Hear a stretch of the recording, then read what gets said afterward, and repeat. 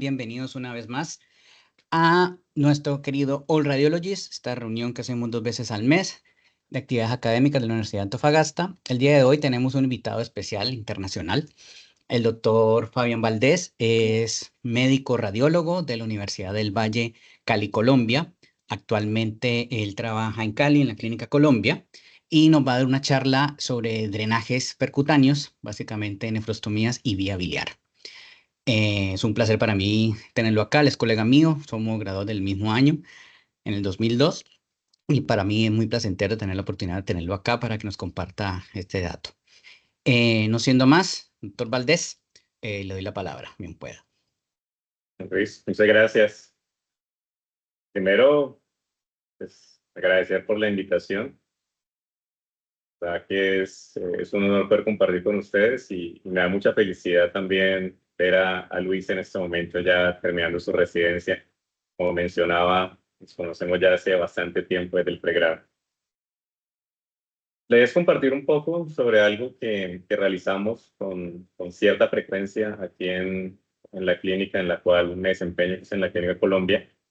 Y que creo que, según me comentaba Luis, quizá de pronto en otros escenarios, como puede ser el de ustedes, no se hace con la misma regularidad. Quizá es una oportunidad para empezar a ampliar los horizontes, que siempre vale la pena en la radiología.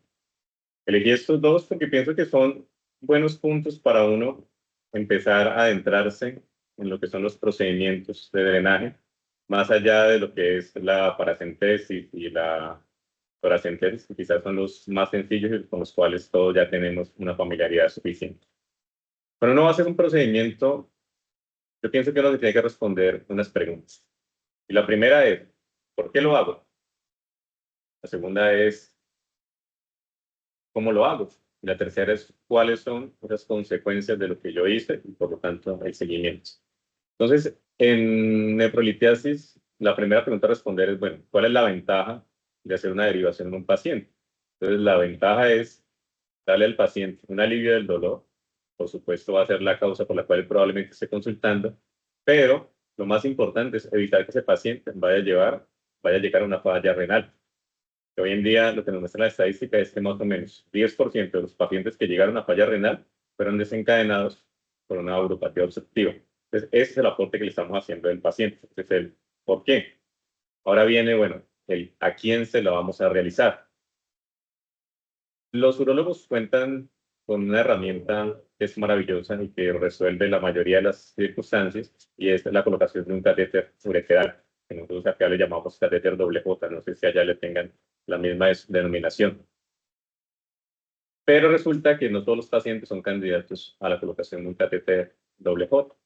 ¿Y por qué puede ocurrir eso? La principal causa es porque el paciente tenga una cirugía previa, tenga una condición que contraindica ese tipo de abordaje, o que tenga secuelas, por ejemplo, relacionadas con tumores, son muy frecuentes, que impidan ese tipo de acceso. Entonces, a eso entramos nosotros a darle un aporte adicional a estos pacientes, y ya más adelante les voy a compartir algunos casos.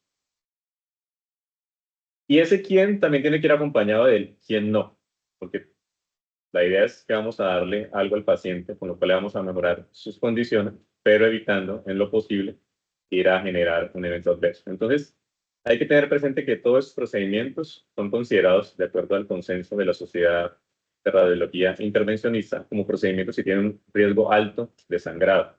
Entonces, yo debería asegurarme de que cuando voy a hacer intervenciones, como por ejemplo en este caso la nefrostomía, pues el paciente cuente con unos mínimos. ¿Esos mínimos cuáles son?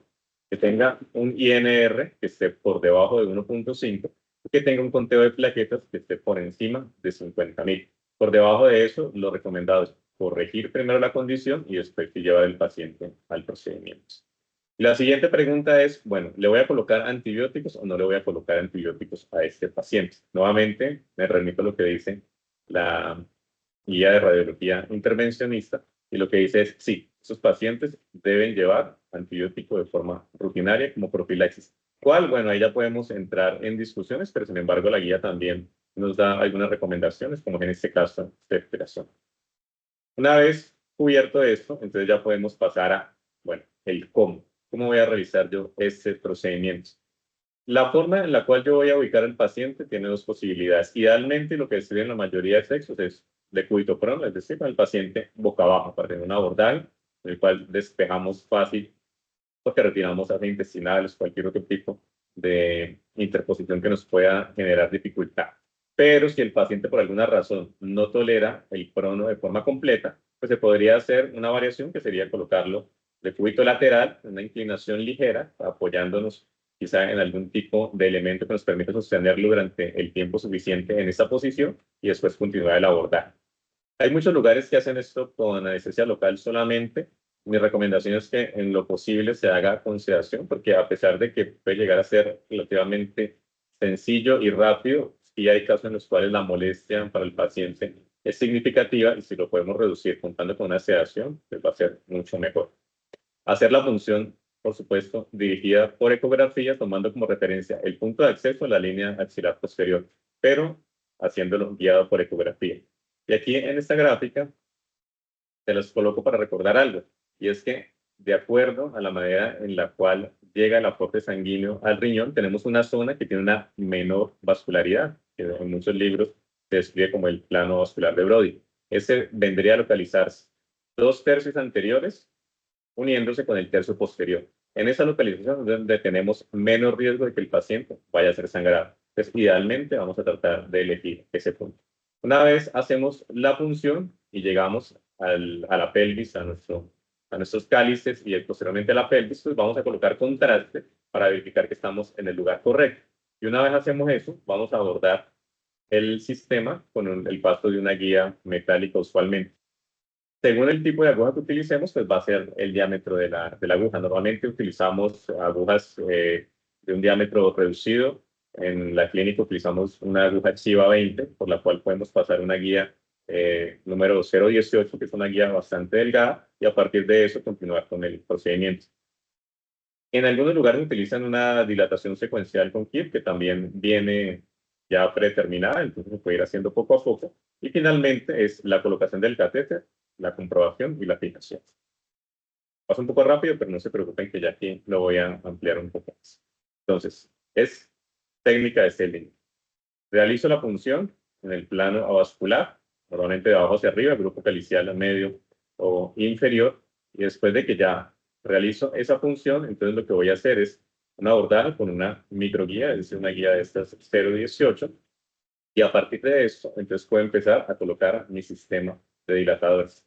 Y una vez alcanzo un diámetro suficiente, reemplazo por una guía que tenga mayor soporte y sobre esta guía voy a avanzar un catéter multipropósito o catéter pigtail o cola de cerdo, como ustedes lo quieran llamar. Estos son algunos de los kits que se consiguen comercialmente, en los cuales ellos vienen con las agujas de punción, con los dilatadores, con las guías que se van a utilizar. Dependiendo la casa, puede que traiga solamente ya la guía definitiva, una 035, o puede algunos que vengan con kit de micropunción que vendrían con una guía más pequeña, que es la que les comentaba que se utiliza inicialmente para ese abordaje que sea menos traumático.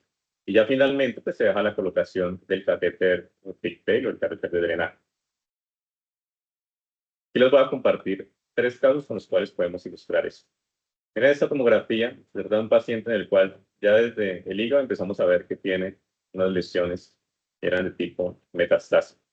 Cuando llegamos al nivel de los riñones, encontramos esta dilatación localicial bilateral que se continúa con la dilatación en los ureteres. Era un paciente que tenía un antecedente de un cáncer de próstata que se ha considerado que estaba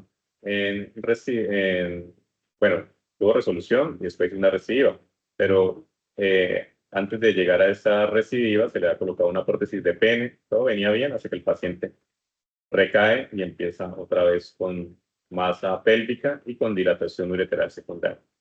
Entonces, cuando ocurre esto, pues ya no había la posibilidad de hacerle un abordaje que fuese fácil para el urólogo, directamente al ureter. Entonces nos piden que hagamos la nefrostomía. Esta es la ecografía, puede ver claramente la dilatación del sistema colector. Y aquí tenemos en la vejiga cómo la masa está construyendo en su interior. Entonces, esta sería la forma en la que nosotros lo abordamos. Como en el servicio hacemos mucho intervencionismo vascular, entonces tenemos la facilidad de contar con accesorios adicionales que hasta cierta medida nos ahorran algunos pasos. Entonces, aquí, ¿qué fue lo que hicimos?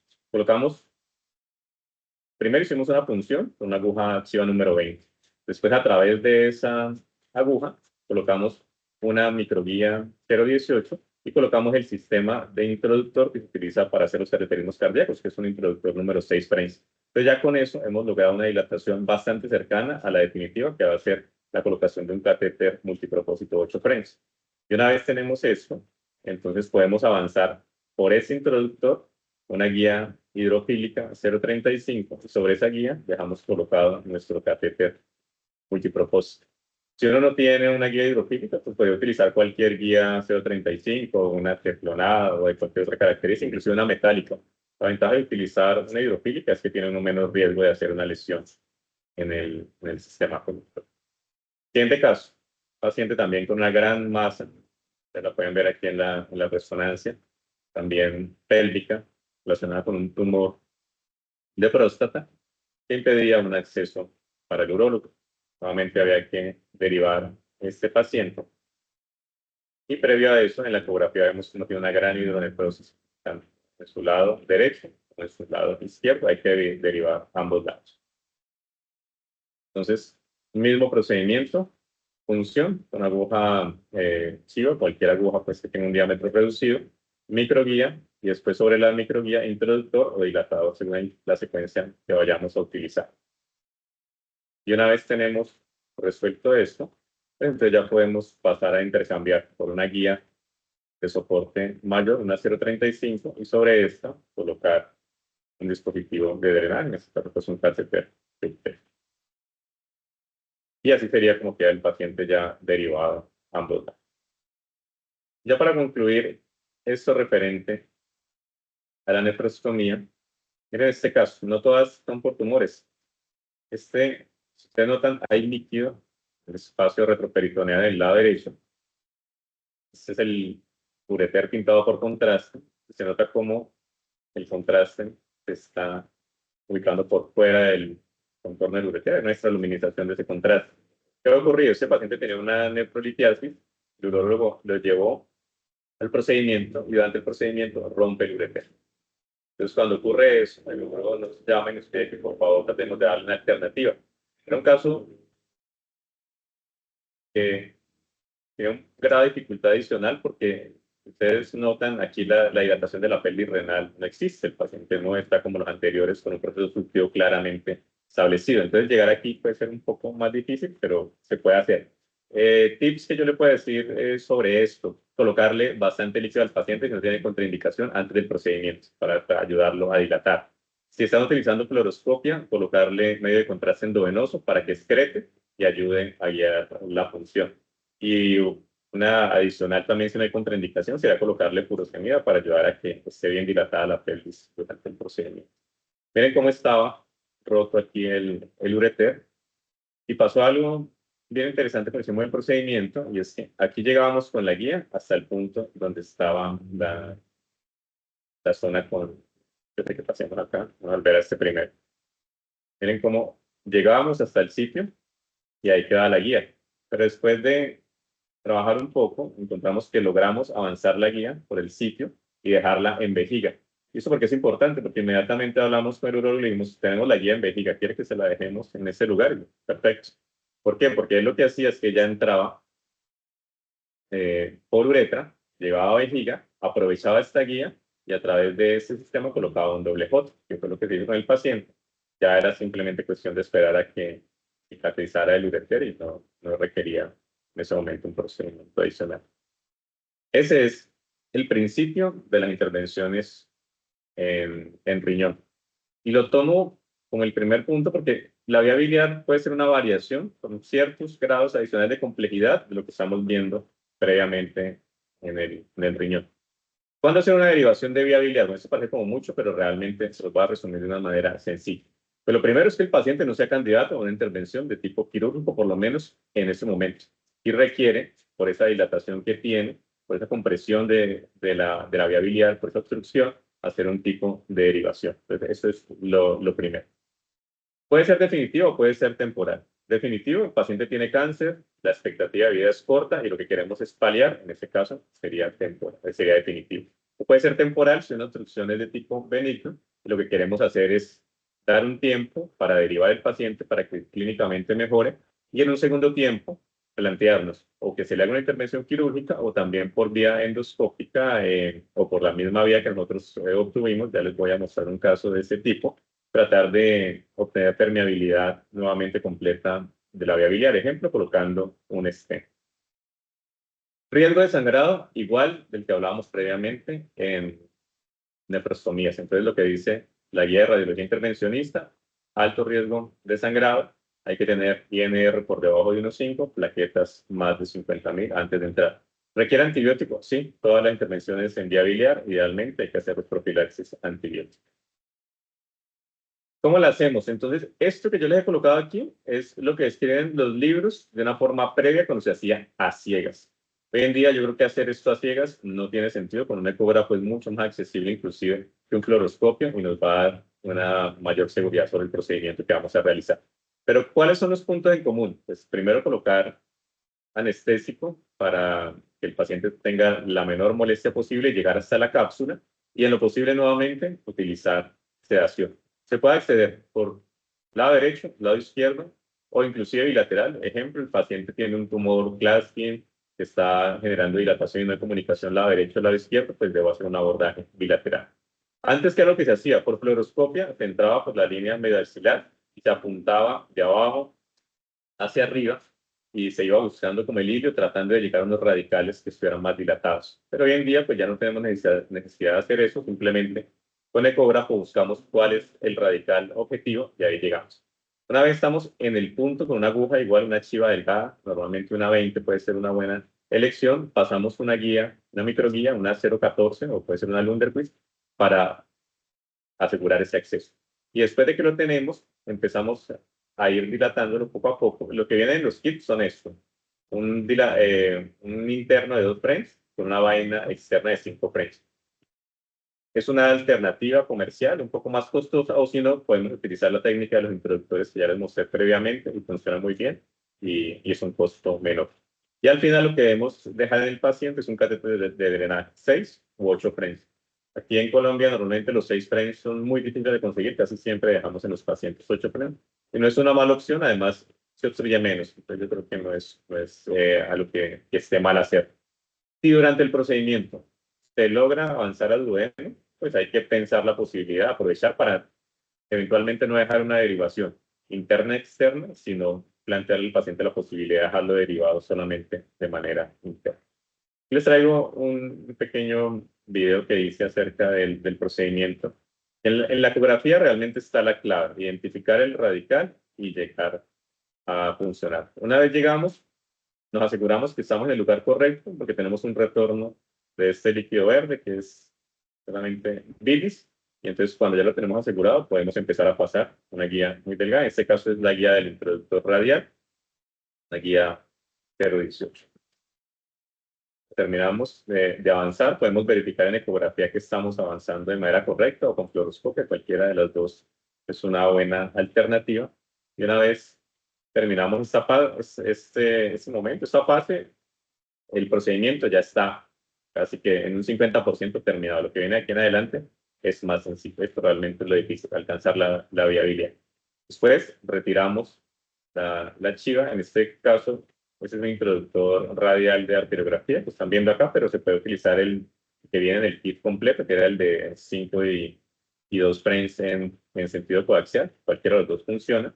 Se opacifica la vía biliar y ya teniendo la creo pacificada y con un acceso garantizado, lo único que tenemos que hacer es pasar una guía que tenga más soporte. Entonces, podemos dejar esta guía como seguridad, la microguía, y pasamos una guía, en este caso es una 035 hidrofílica, que también navega muy bien, y empezamos a buscar cómo vamos a dejar nuestro catéter de la mejor posición para el paciente. Entre más nos acerquemos al colédoco, mejor. Depende pues ya el caso y la obsesión del paciente. Entonces aquí empecé a avanzar, empecé a tratar de llegar al punto en el cual me aproximara mejor. Y una vez, no voy a tener un momento porque ese paso no quedó completamente grabado, pero si ustedes ven, eso que estoy pasando aquí ya es el catéter de drenaje sobre la guía. Entonces, una vez ya la guía está en el lugar correcto, avanzamos el cable. Si tienen dilatadores, pues pueden usar dilatadores si es que hay mucha diferencia entre el acceso que tienen y el acceso definitivo que van a dejar. Entonces, aquí ustedes ven cómo llegamos lo más distal posible. Esta es la obstrucción y ahí podemos garantizar que podemos continuar con nuestro procedimiento. ¿Qué sigue? Retirar guías. Primero la que nos dio el soporte y comprobamos nuevamente que estemos en la vía biliar, colocando un poco de contraste. Efectivamente estamos en el lugar correcto. Ustedes lo pueden observar. Y todavía tengo la microguía adentro. En caso de que tuviese que hacer algún tipo de modificación, es un acceso adicional que tengo. Y ya después de esto, entonces puedo ir a retirar la microguía. Recomendación, tener cuidado al quitar la microguía porque puede pasar que en ese momento el que uno la está tratando de extraer, puede hacer una movilización del catéter y pierde todo el trabajo que había hecho hacerlo con. Hay quienes no la dejan hasta el final, la retiran en un primer momento y también es válida. Es un método de seguridad adicional. Y ya se puede dejar el paciente con su derivación. Fijarlo con puntos. Aquí hay algo, y es la razón por la cual dejé este proceso adicional aquí, y es, tiende uno a querer que no se le desplace y hacerle mucha fuerza cuando la está fijando. Entonces, me ha pasado que a veces le hago demasiada fuerza y lo estrangulo y no me está drenando porque yo le hice demasiada fuerza al catéter. Entonces, no cometan ese error. Ya les voy a mostrar un caso aquí adelante en el cual ocurrió. ¿Qué hay que hacer después con el paciente? Pues recordar que hay que irrigar cada 8 horas para que no se obstruya con algún tipo de material, con el sedimento que viene en la bilis. Hay que revisar el punto de ingreso de manera constante. Y cuando retirarlo, pues cuando se solucione la causa obstructiva, si es que es el caso del paciente, cuando estamos hablando de neoplasias o proceso de tipo paliativo. ¿Qué puede pasar como complicación? Que durante la punción haya realizado una fístula, que tenga una hemofilia, que haga una hemorragia severa. Afortunadamente esto es raro. ¿Qué puede hacer uno en caso de una hemorragia severa?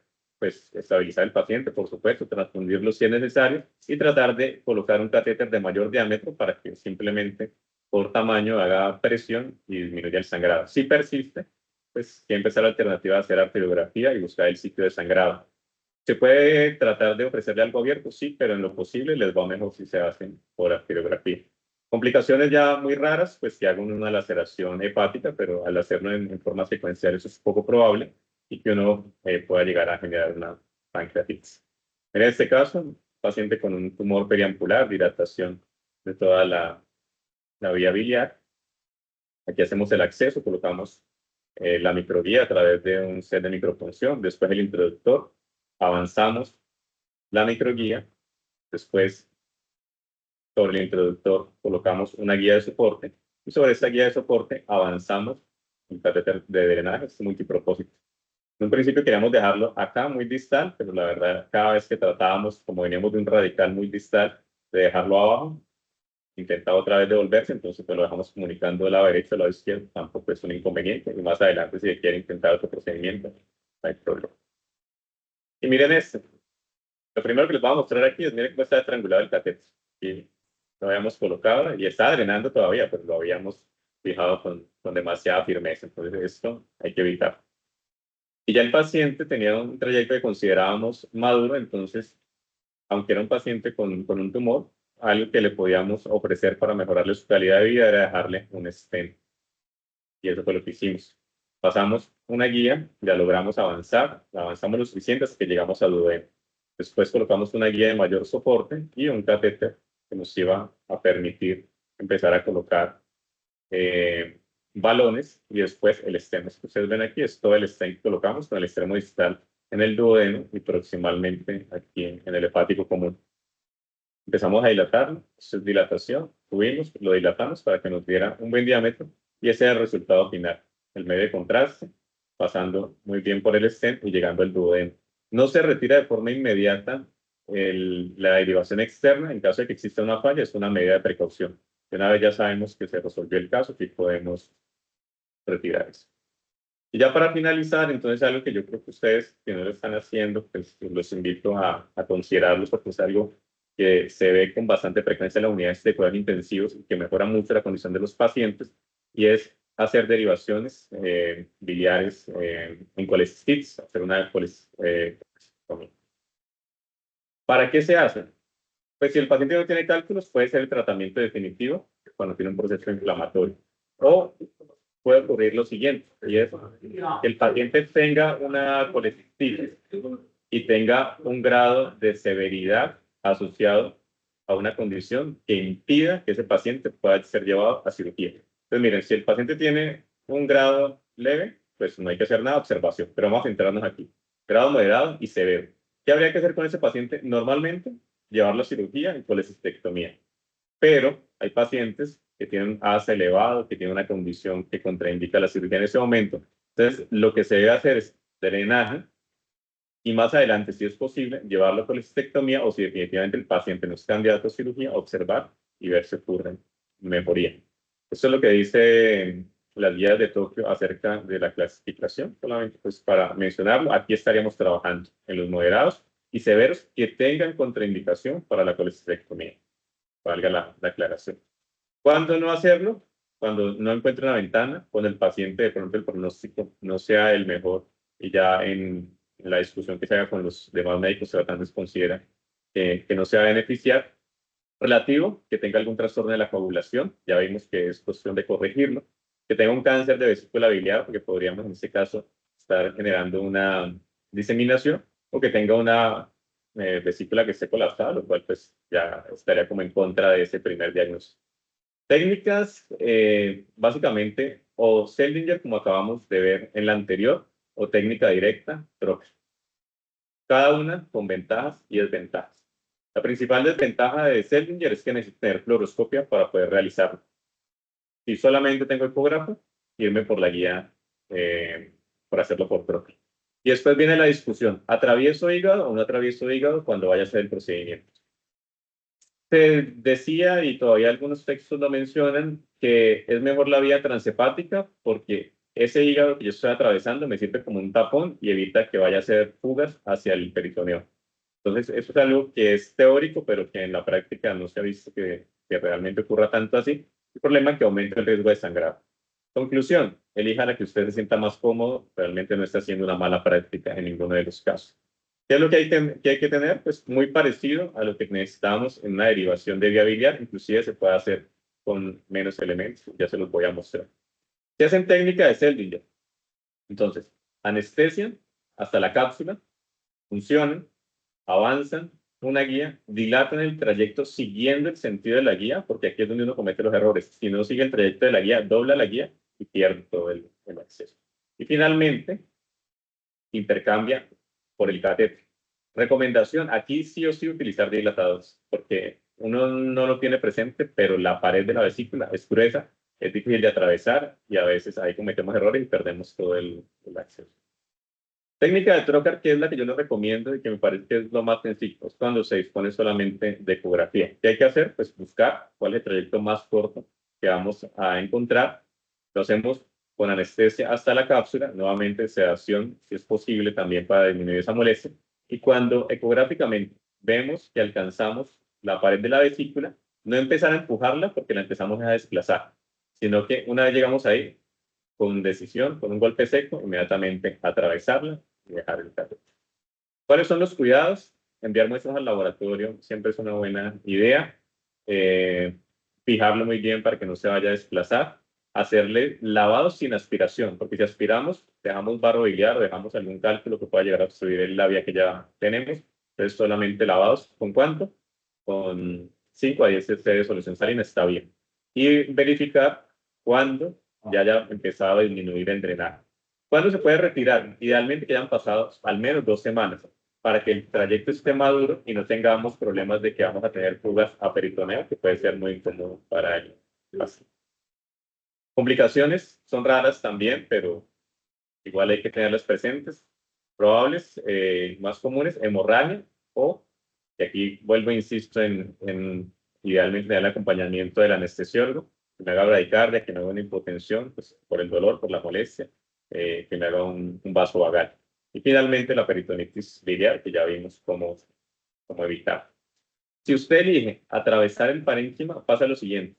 Uno puede querer atravesar el parénquima, pero poquito, y entonces se mete muy abajo. No es buena idea. O lo atraviesa bien o no lo atraviesa. Porque si usted solamente atraviesa un borde, ahí sí puede tener un problema de sangrado porque no hay la suficiente compresión del resto del parénquima para ese orificio que usted generó. Entonces, simplemente tomar esa decisión muy clara. En este caso, tenemos el paciente en ecografía que le visualiza el engrosamiento de la pared, estaba en la unidad de cuidados intensivos, se llevó a resonancia, no era por esta causa, pero se ve en esa secuencia también muy claramente cómo el paciente está cursando con una colecistitis. Y lo que se hace es una derivación, al final la confirmamos por fluoroscopio porque tenemos la posibilidad de realizar el procedimiento directamente en la sala y vimos que estaba todo muy bien posicionado. Y esta es una forma de hacerlo por ecografía. Mire, siempre hacer un pequeño corte para que el catéter multipropósito pase fácilmente. Aquí estaría utilizando técnica de trocar, no voy a utilizar Seldinger, simplemente con visualización ecográfica. Tengo aquí la vesícula, busco la vía más corta, no voy a entrar por parénquima hepático, voy a entrar directamente a la vesícula. Ustedes ven cómo me voy acercando y aquí ya logro en un momento dar ese golpecito para pasar y dejar el catéter adentro. Y eso es lo que resulta, simplemente liberarlo y desplegar. ¿Verdad? Es muy parecido a hacer una toracentesis si realizada en algún momento, simplemente teniendo en cuenta lo mencionado previamente. Entonces, como puntos para llevar, primero que el riesgo de sangrado existe, es alto y es la primera situación a tener presente. ¿Qué hay que hacer? Pues no exponer a pacientes que tengan alteraciones de su coagulación, simplemente eso, y estar siempre alertas en caso de que ocurra algún signo, pues llevarlo a arteriografía o llevarlo a procedimientos adicionales. Pero no se preocupen que esto, la verdad, es muy poco frecuente. En lo que nosotros llevamos haciéndolo, no nos ha ocurrido hasta la fecha. Obviamente siempre puede pasar, pero es algo para tener en cuenta. Siempre profilaxis antibiótica y técnica de Seldinger para nefrostomía y para vía biliar central. Ya para vesícula pueden hacer técnica de troca directa. Bueno, muchas gracias. Esto es lo que tenía para compartirles. Preguntas, dudas, lo que Muy tengan. bien, doctor Valdés, muchísimas gracias por su conversación. Me encantó la charla. Abro la momento por si algún docente, algún estudiante tiene alguna pregunta, algún comentario a realizar. Bienvenido. Está el momento.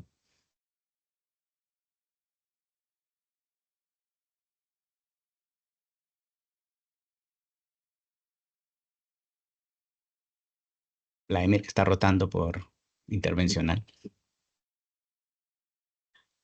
Realizan allá. Bueno, aquí de pronto lo que habría que preguntarle es que aquí se hacen procedimientos al doctor Aracena. Bien pueda, doctor Aracena, hable, pregunte. Realmente muy buena charla. Clarísimo todo, la verdad. Quería hacer una consulta. ¿Qué pasa si, la verdad, vi que los procedimientos la mayoría se hacían en sala de geografía, ¿no? Ujú. Claro, nosotros aquí tenemos bastante eficiencia con los angiólogos. Entonces, todos esos controles que hace con fluoroscopía, ¿se puede hacer en sala de fluoroscopía simplemente? Sí, perfectamente. Es más, en el hospital donde nos formamos en pregrado con Luis y yo me formé también en posgrado, esos procedimientos no los hacíamos en angiografía, o sea, nos era todo en fluoroscopio. Se puede hacer igual. ¿Qué sí les aconsejo? Y se los voy a contar lo que me pasó alguna vez, es en lo posible si se puede trasladar el paciente a fluoroscopia mejor. En algún momento te piden hacerlo en la UCI y hacer una colisostomía en la UCI parece sencillo y tú dices, la estoy viendo, llego fácilmente.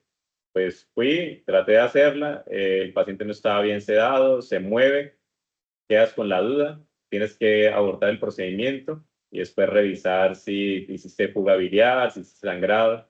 Entonces, siempre es mejor hacerlo o en el tomógrafo, es una alternativa, o hacerlo en el fluoroscopio, si es que no tienes sala de ecografía.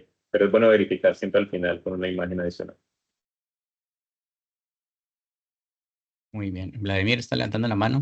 Opine, pregunte. Sí, sí, justamente como decía Luis, yo estoy rotando por intervencional, llevo como un mes y esos 3 procedimientos ya los realizamos con relativa frecuencia, en verdad, aquí en el hospital regional. Y más que nada quería compartirles una complicación que tuve ahí si el doctor Valdés me da su opinión.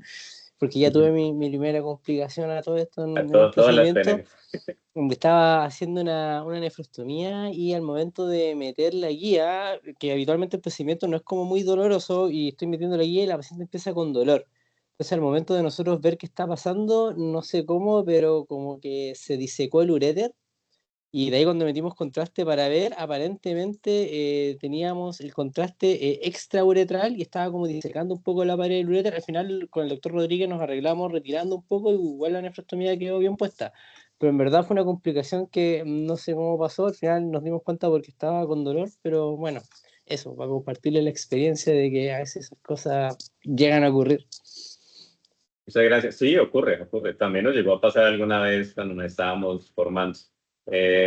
Y nos puede pasar en cualquier momento. Entonces, la recomendación, primero, el tipo de guía te protege muchas veces de esas roturas, porque es que a veces si son guías muy rígidas, es más probable que te pase una rotura. Entonces, si uno utiliza, nosotros tenemos la ventaja de que hacemos angiografía, utilizamos una guía hidrofílica de angiografía, es muy poco probable que tú vayas a romper un ureter con esto. Pero utilizas una guía metálica, pues es más probable.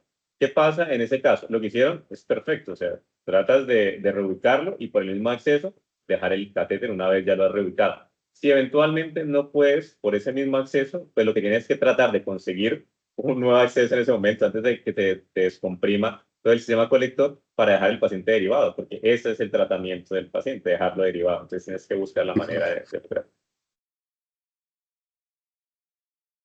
Luis, Sí, soy el doctor. doctor Rodríguez por acá.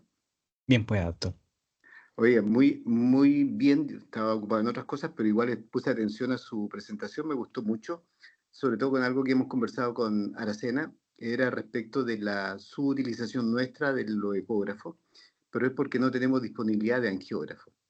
Y me ha pasado lo que cuenta usted de ver una vesícula bonita y hacerlo en la UCI el procedimiento y perder la vesícula y tener dificultades para ponerlo, y finalmente uno piensa que está dentro y no está. O bien, como está poniéndolo con ecografía, uno lo que hace puede tentarse en cambiar en la dirección de la aguja a la entrada. Yo siempre le digo a los becados, no cambien de dirección cuando estén poniendo porque la guía va a quedar chueca y el catéter no va a entrar nunca. Entonces, cuando estamos haciendo este procedimiento de una colecistostomía, yo soy de los que cree que es mejor hacerla transhepática, así que siempre las hago así, transhepática. Entonces, así me formé cuando lo hacía en mi centro formador. Eh, Hace ya más de 30 años, ¿no? Como 35 años. Así que tal vez hayan cambiado un poquitito las cosas, pero bueno, me gustó mucho las reflexiones que hizo, sobre todo en algo que uno como radiólogo de repente no se pone a pensar un poco, que son los exámenes de coagulación y contraindicaciones. Tenemos que tener siempre presente eso. Y lo otro, que yo creo que es súper importante cuando uno trabaja en un hospital pobre, tener los insumos adecuados. Ese día con Vladimir no teníamos los insumos adecuados. Vladimir hizo la nefrotomía técnicamente perfecto, todo perfecto, pero teníamos una guía que no era una hidrofílica punta Roma, sino que era una punta recta. Claro. El catéter también no era el adecuado, era un catéter, nosotros usamos 10 French máximo, y ahí estábamos con un 12 French, entonces estamos todo mal, no lo hicimos con comodidad. Pero bueno, al final salimos del paso, pero no sin dificultad. Y yo le decía a Vladimir que una de las cosas muy importantes cuando uno hace intervencional es estar tranquilo con todos los pasos antes, porque o sea, estar tranquilo que todos los pasos anteriores se hicieron bien, para estar tranquilo después, porque Vladimir estuvo como 4 horas con taquicardia, esperando, viendo el control. Yo le decía, no, si va a estar bien, va a estar bien. Si el tratamiento era poner el catéter. El tratamiento era dejarlo drenado, el tratamiento, no te preocupes. Vladimir estuvo todo en el hospital al lado de la señora hasta que le hizo el control y se dio cuenta que estaba todo perfecto. Así que muchas gracias por su presentación. De todas maneras, nosotros hacemos mucho bajo tomografía computada porque no tenemos angiógrafo y no me da la seguridad completa de hacerla con ecotomografía así nomás. O sea, tampoco dispongo de ecógrafo para llevarlo al tomógrafo, así que Claro. Los drenajes biliares se nos complican bastante, por eso mismo. Pero no que se nos complique, se nos mueran los pacientes, sino que se nos hace un poquito más difícil. Muchas gracias, Muchas doctor. gracias por su No, presentación. muchas gracias por compartir la experiencia y no, de acuerdo con usted. Y el acceso transepático, usted lo mencionó, yo creo que sigue siendo, en la medida de lo posible, también el preferido. Cuando uno tiene algún tipo pues, de limitación por el paciente, pues cualquiera está bien, pero estoy de acuerdo que eso no ha cambiado y sigue siendo una muy buena elección y está uno más tranquilo también con las fugas biliares. Y las reflexiones sobre tener un adecuado instrumental y trabajar cómodo, eso es vital, eso es lo más importante. ¿Alguna otra pregunta? ¿Alguien más que quiera aportar? Si no es así, muy agradecido por la charla, doctor Valdés, muy contento. Y quedan bien invitados siempre, cada 2 semanas estamos en algún evento, a los que quieran participar, a los estudiantes, a los especialistas de otra parte, siempre son bienvenidos acá. Muchas gracias. Doy por terminada la charla. Gracias.